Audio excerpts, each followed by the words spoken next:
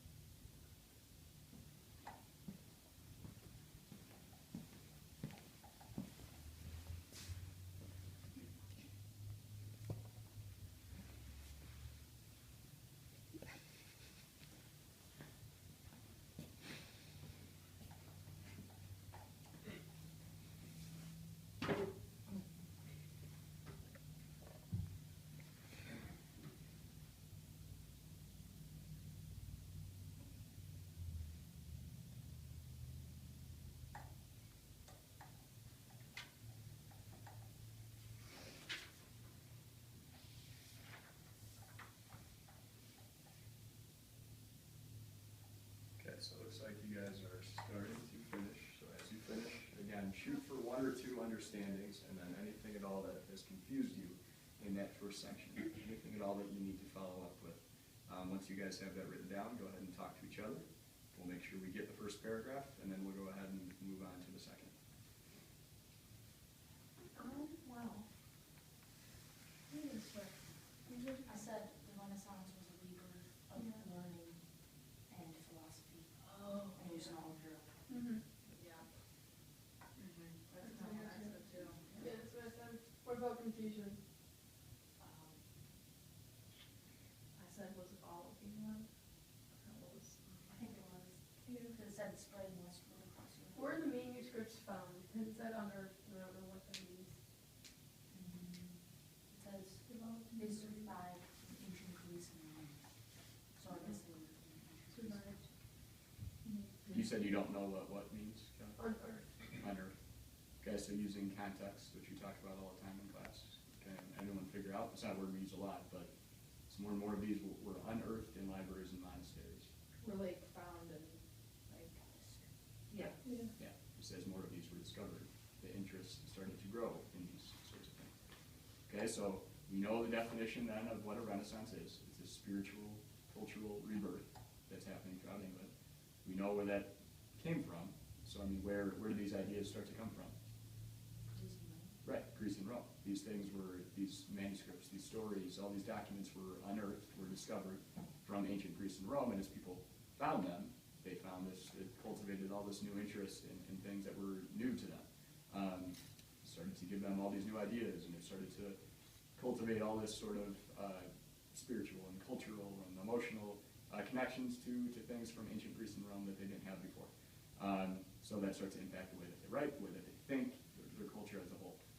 All right, so what we're going to do next, then look at the second paragraph, and we're going up to the next stop, which should be at that word universe. We'll stop at that point, go ahead and do the same thing. So we're looking for anything to understand, anything that confuses you in that second paragraph.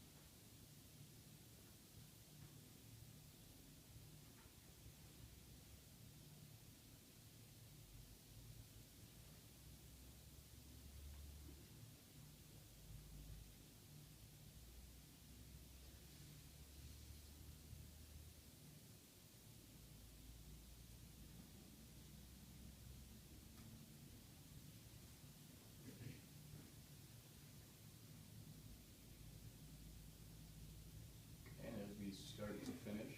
Again, anything, 1 or 2 understandings, any areas of confusion. If you don't have any areas of confusion, that's not a bad thing. You don't have to, but then we should be able to summarize to each other the content of that paragraph. So if you don't have anything under that areas of confusion, then still talk to each other about just things, the things that you understand from that paragraph. Okay, go ahead, and once you're done, go ahead and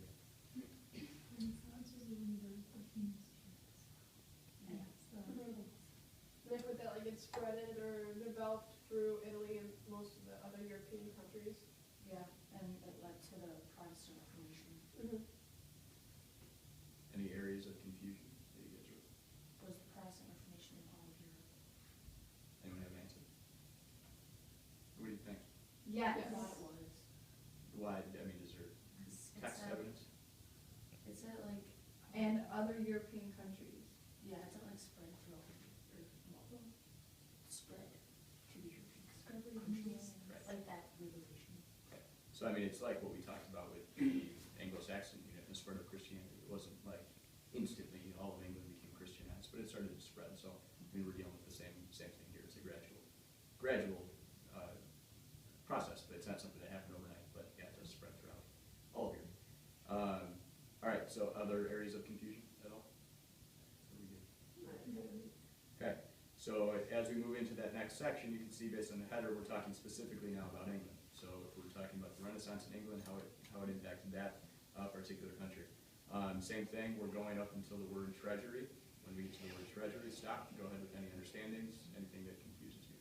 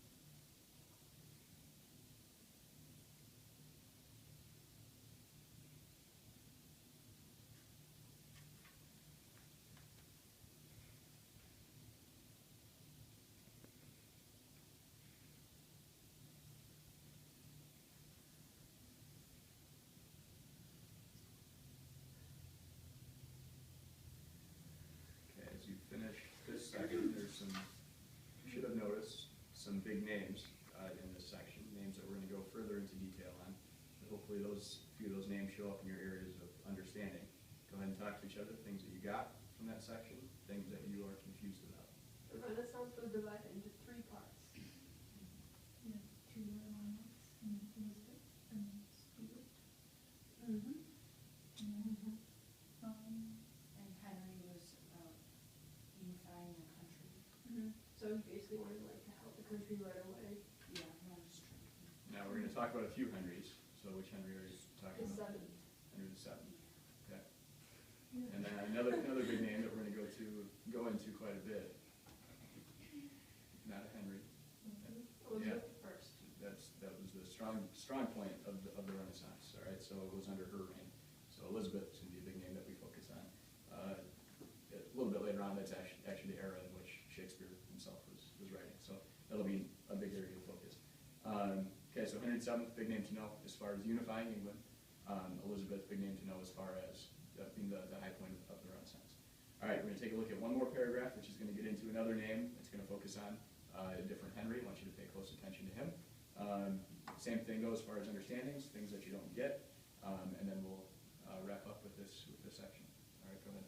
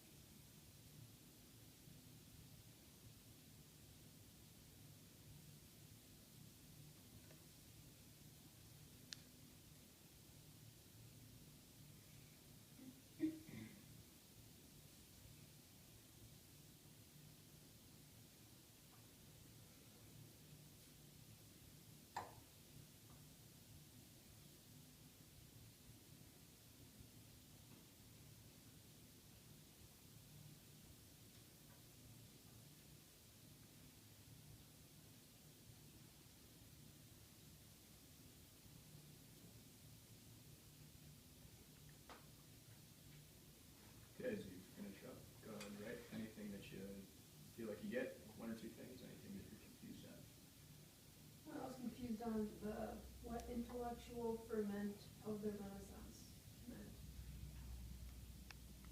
Anyone able to help us? So that's in the opening, right? England was ripe for the intellectual ferment of the Renaissance. Like, it was ready to roll. Yeah, I mean, essentially, it's ready to roll, it's ripe, it's ready. It was ready to blossom. Right, all right, so, I mean, this idea of the Renaissance is that it's all the spiritual and cultural rebirth and grow, and then growth. So under Henry VIII, that's when England is ripe and it's ready to do this, is under Henry VIII, that's Henry VII's son. Okay, other things that you understood? Population was increasing into the cities. Right. People living in the cities. Even the farmers. Mm-hmm. Anything else? Okay, so I mean, a big idea is London is exploding, spiritual and cultural growth is happening. It talks a little bit later about how feudalism has come to an end.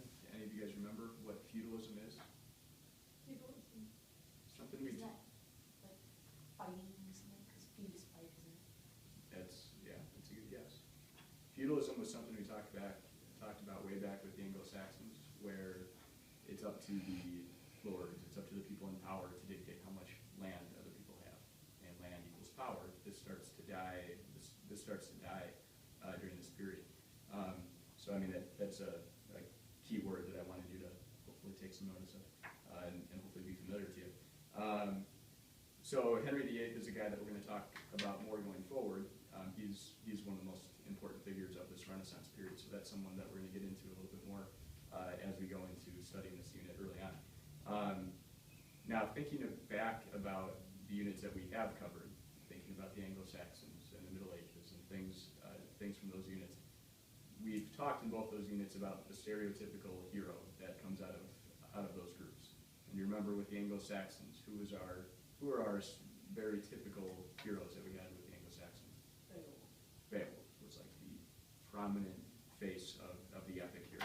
And what sorts of things did he embody as a hero? What sorts of things did he do that represented the Anglo-Saxon culture? He's brave. Okay, A right. lot of courage. Loyal, great, faithful. Did things to better society. Right, did things a better society. He had higher powers that seemed to be aiding him. Okay, when we get to the Middle Ages, which we just recently started talking about in class, do you remember what did we talk about as far as their heroes? What do they do? What do they value? Oh, not being a coward. Okay, not being a coward. Talked about that word chivalry. Oh, They fight for the land, whatever. Yeah. Oh, yeah. Right. Remember, I mean, Gawain involved that test with the woman. It's being chivalrous is like, being respectful and doing all these things for the women that you're questing after. Remember, it's all about these quests that they're on. So now, if we can talk about how in each of those units, the hero is kind of a reflection of that society's values. If we've just read here very briefly about what this sort of society, the Renaissance society, values, what do you think their hero might be like? Okay. What else? Brave. Yeah, brave. I mean, brave. That's kind of a natural heroic quality that we're going to see in any hero. Kind. Okay, kind. Or powerful. Like Okay. a king. Okay, yeah. So kings. And you said smart. Why? creativeness. Okay. Why is smart and creative? Because it said that the Renaissance was like Philosophical. Right. So I don't think that was a word yet. So if they're philosophical and they're all about intelligence and improving themselves intellectually, then that's going to be reflected in their heroes. And their heroes, which we'll see as we read various things in this unit, are going to reflect that, just like it did with the Middle Ages, just like it did with the Anglo-Saxons. All right, so that's why it's important that we go back and we actually know the historical context and the culture and the society and all that stuff as we read these things. So again, thank you for coming in and reading about the Renaissance on your Thanksgiving break, the day before Thanksgiving. Now, keep these packets, keep that thing. Obviously, we didn't get all the way through it. It's going to be stuff that we come back to and refer to throughout. And then, just like we've done with the Middle Ages and the Anglo-Saxons, is at the end of this unit, there will be a summative assignment where you're, just like you did with the other two units, writing about it and showing that you understand the cultural connections between the society that we're reading about and the things that they actually wrote. Okay, so hang on to this stuff.